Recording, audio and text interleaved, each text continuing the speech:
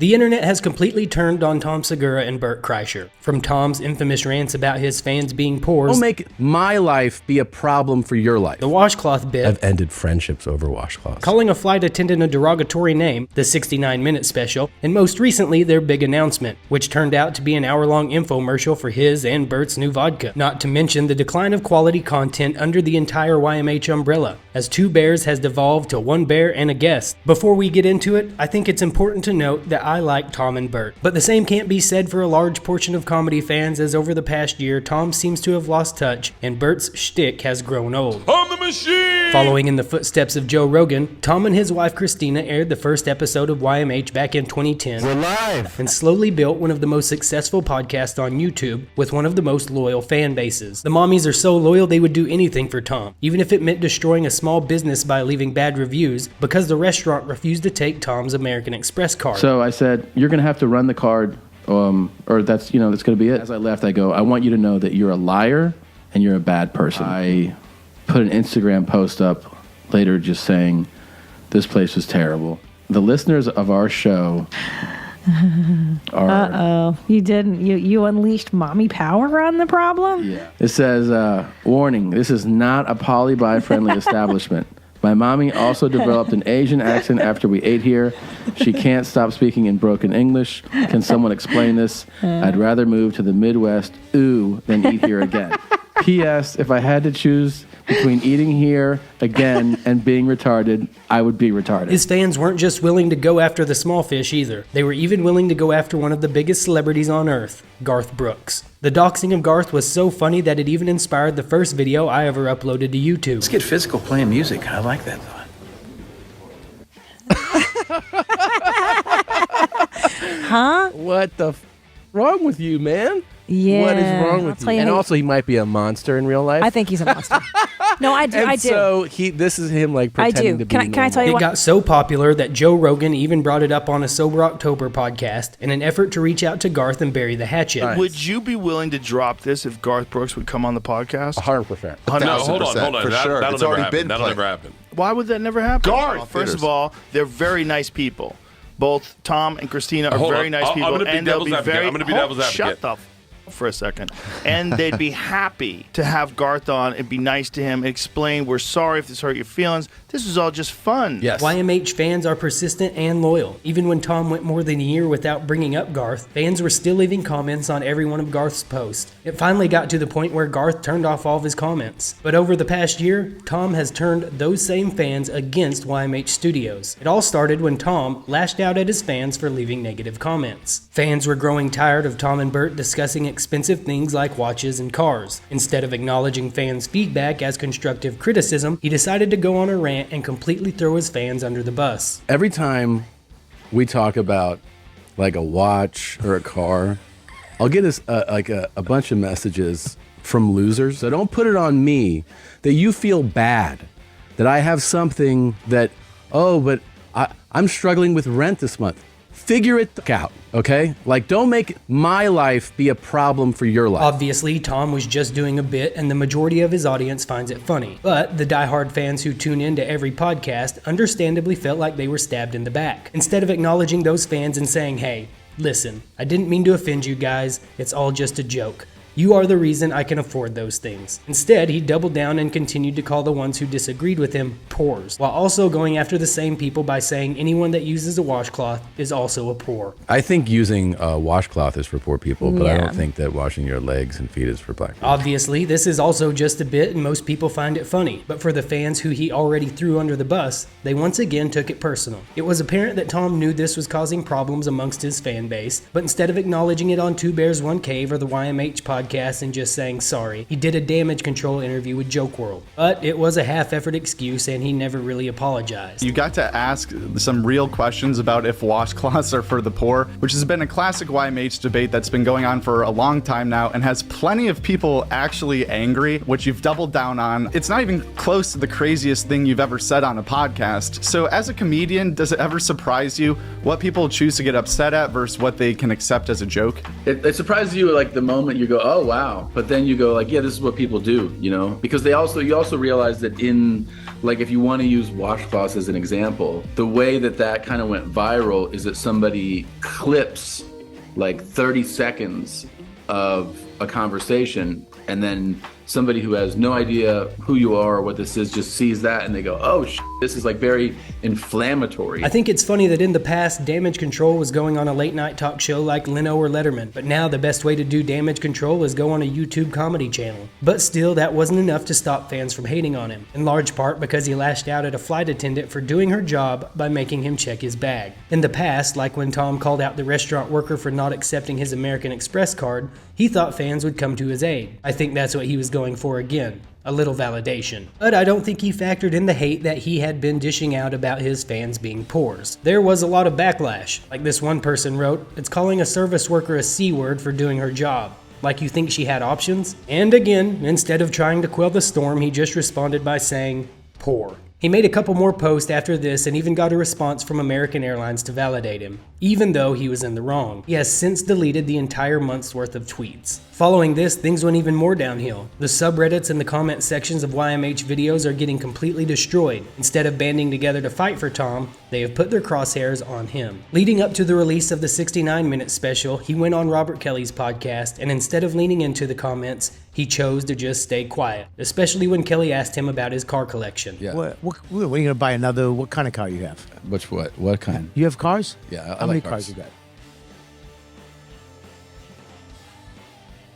You all right? Yeah. You don't want to tell me? No, I don't know. Are you Seinfeld cars? No. He's into like. Are you Rogan car?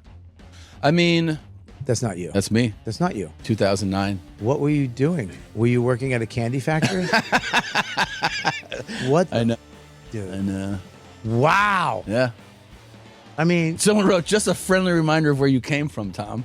there ain't no money you tip. It's hilarious to see the comment from the subreddit come up organically because this was a topic Tom was clearly trying to avoid based on how he evaded the question about how many cars he has. From the start of the video, you would think that Tom is the sole reason for the hate that's coming from fans of YMH, but fans are equally coming down on Bert. Bert is known for three things: drinking, not wearing a shirt, and telling a story about the time he joined the Russian mafia and robbed his classmates on a train. I'm the machine! Because of this, Bert has become one of the most popular comedians of all time. He sells out arenas, and over the past few years, he's consistently ranked as one of the highest grossing comedians in America, behind the likes of Kevin Hart and Dave Chappelle. List of what comics made last year. Want to guess what he made on the road?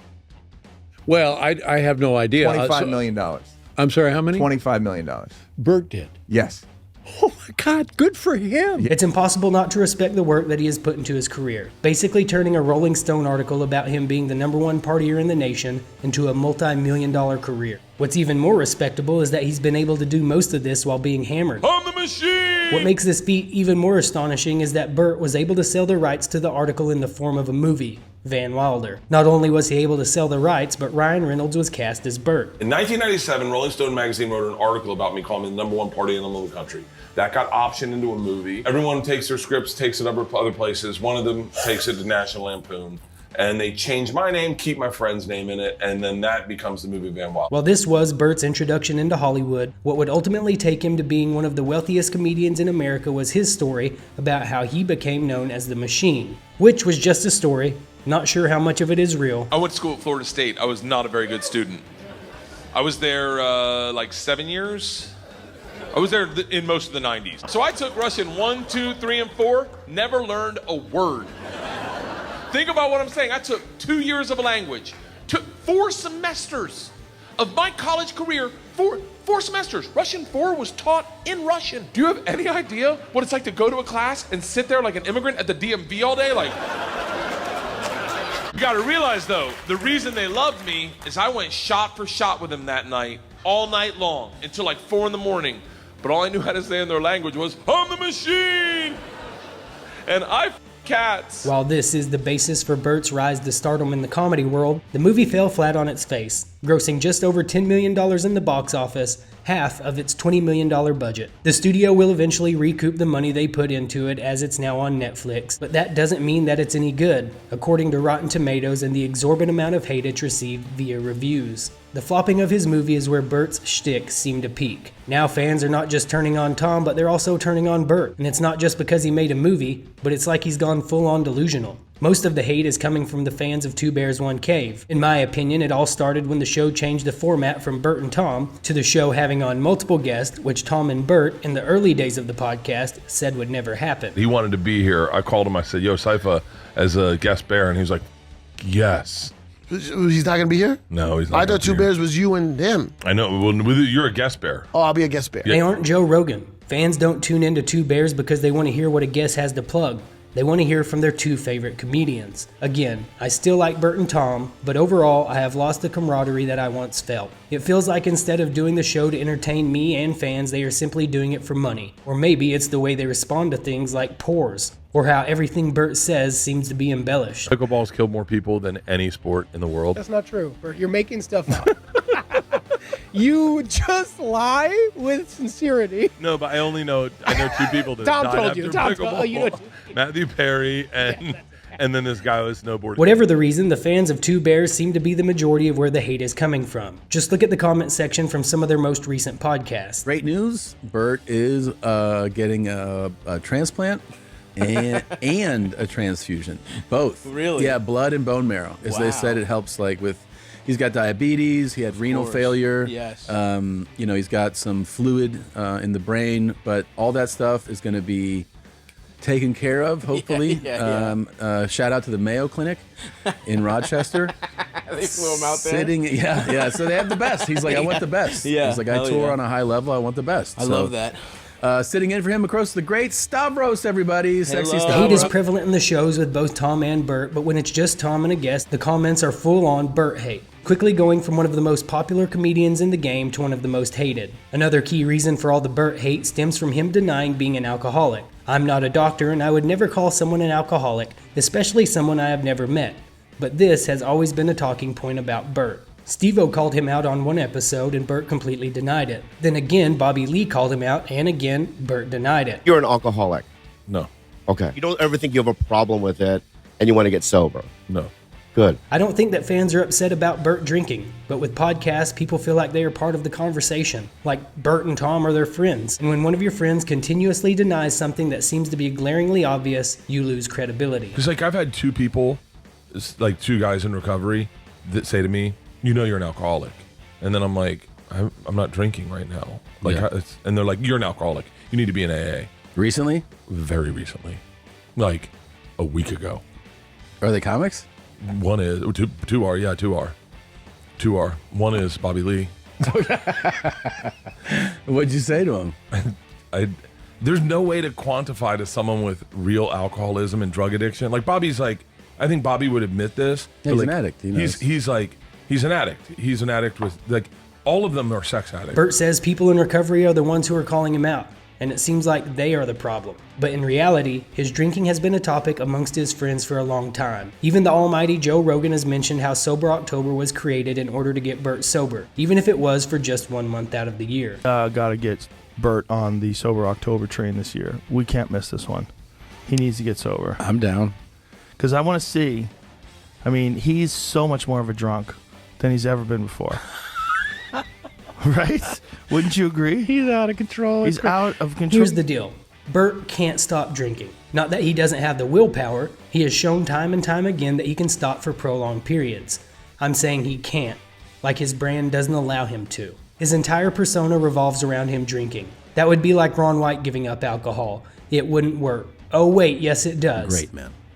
Well, I haven't had a drink of alcohol in 16 months, I am not proud to say. And But now he's really backed himself into a corner because he and old Tommy Buns came out with their own vodka. So now that they created their own alcohol brand, there's no way that Bert can admit to having a problem. It wouldn't work. Oh, wait, yes, it does. A bottle of delicious #1 tequila. For those of you that don't know, it's the best tequila in the world and founded by the great Ron White. I don't know if I mentioned that, our guest tonight. Again, Bert I like you. I'm just a man of the masses. This is the current situation. It's like a shark attack victim going, you know there's sharks out there, and you're like, no, I know you're missing your arm. Yeah. But I've been in the ocean, and I've been okay a couple times. I'm going to go back in. I'm going to keep going back in. Yeah. Like, I enjoy the ocean. I'm not going to stop surfing. Yeah. Like, that's the only reason I got in shape is so I could keep drinking. Yeah. It's the only reason I got in shape. Seriously? The only reason I got in shape. Was to keep drinking? So that I could keep drinking. So he admits to staying in shape only so he can keep drinking, which is kind of awesome. I don't think the issue is with alcohol as much as the comment section likes to think. I think if Bert had a shtick where being sober would make him more money than being a partier, I guarantee you Bert wouldn't touch a drop. One thing is for certain, Bert does love him some Bert. I might be a delusional narcissist. There you go. I could be. Soft narcissist is what my wife calls me. Soft? Yeah, soft. Is that I just think about me. The comment section hates Bert.